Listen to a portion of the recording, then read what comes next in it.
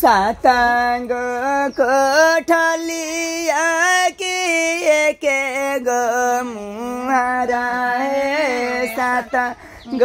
कोठलिया के गो मुहारा है वही में तारा बिदुला सुतावा सामा पूरा काम बढ़िया से हे वही में तारा बिदुला सुतावा सामारे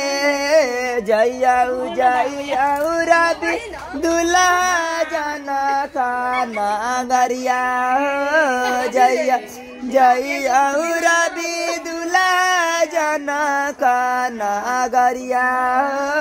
जना खाना गरिया में सीताजी कुमार जना खाना गरिया में सीताजी कुमार जय सीताजी कुमार बानी रवि दुल्हा हुए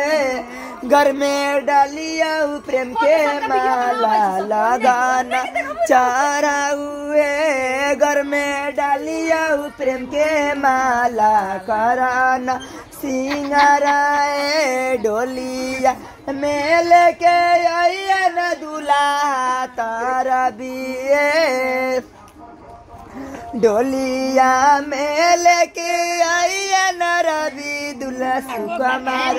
है के रे सामैया के करुणा बीरा जाए के रे सामैया के करुणा बीरा जाए पापा जी।